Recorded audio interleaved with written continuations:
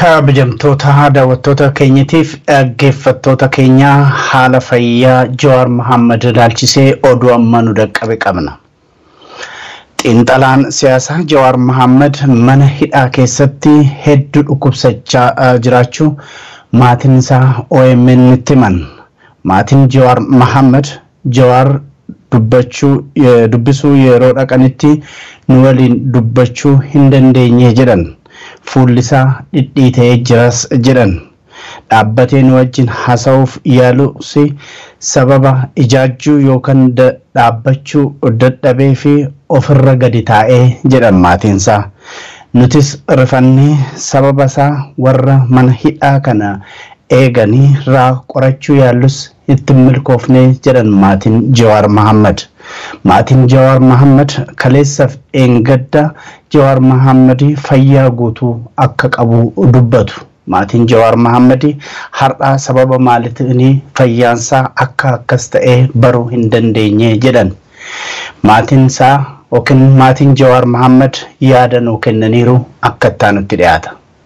Ani obboleettii Jaawar Muhammad obboleessa fayyaa kaleessa qaama keessan dhukkubaa jechaa ture. Arramoo akka maleetti hammaatee fuulli isaa dhidhiitee jira. Ani ogummaan dura harkuun rifadhe rifaatu keessa dhugaa waan dubbadhu hundaa wallaalee si dhahanii hin jeeni hanga fuulaa uffata uffatee jira. Maali si dhahanii jennaan lakkinan dhoyinee na dhukkubaa jira jedhee jechuma tanaa gaafii hangaa fadheef deebisaa inni naa kennuuf hangam dadhabee sagalee takka baafata. Bakka fuula qaama waan takka dhidhiitee jira akka malee dhukkubee jira. Milan oguu nyaata nurraa fudhatee achi deemu akka lafarra harkisaa deemaa miila kaafachuu hin danda'u dadhabee nama bakka qaamni hedduu dhibamee laafatti tokko ta'ee jira hedduu dadhabee jira wanti jiru hedduu nama sodaachisa kaleessa na dhukkuba jaa garuu homaa dhiitooyni kun hin jiru kaleef dheengaddaaf keessi koo gaarii miti xiqqoo na dhukkubaa jira jaa har'a garuu ka addaati fuulli kun nama sodaachisa gulaaltu dhiitee jira. Hedduu inni jiru haalaan nama sodaachisa ani beeku sodaadheetiin jira hedduu. Mana yaalaa hanga ammaa deemee jiru doktora mana yaalaa hin geeffamne doktora ofii isaatiif qabullee galchuuf hin dandeenye gaafii irra deddeebi'ee gaafatee ture ilaa ammaatti hin galchinee fi ka isaaniitiin illee hin yaalamne hanga ammaa osoo yaalan argatiin onu daganutti hammaatu jirti. Inuma ani maaliin shakka waa nyaachisuun oola namni fuulli isaa akkatti dhiita'u waasumma wayiiti malee nama summi waa summeessa wayiitu jira malee akkana fuulli dhiita'u. Dawaa nuti yeroo biraa garaadhaaf maal jedhee geessinuufi jira ture ka doktorri isaa ajajeef mana keessa. Tokkichuma ayyamanii fi isumaa'u dawaa san fudhatee ala kaa'ama. Ularra kaayama eega inni ganama fudhateeti achuma ala ta'a. Dawaa mana keessa waliin seenu. Dawaa sanuu shakku amma dawaa isaan ala kaan dawaa akkamitti isaan irraa fudhaniiti balbala irra ta'a. Asa keessa waa godhuun oolan bakka summi maarra fuulli isaa akkasuma fakkaata malee namni guyyaa takkatti akka dhibamee lafa hin ga'u.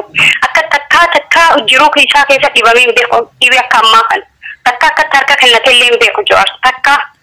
Waan xiqqoo tanaaf nama laaffatee akka lafa kufu hin turre.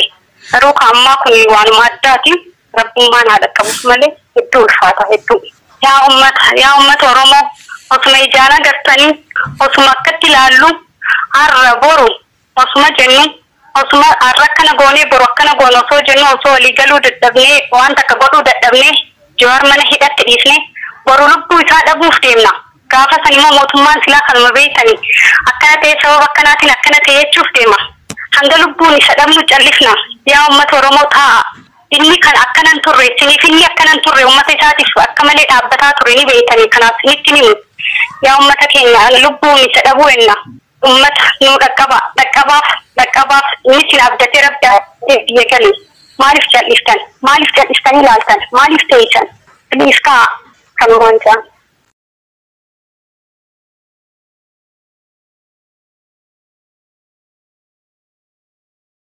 Muhammad akka obboleettiin Jaawar Muhammad fi maatiin Jaawar Muhammad jedhanitti Jaawar Muhammad mana hidhaa keessatti hedduu dhukkubsateeti jira.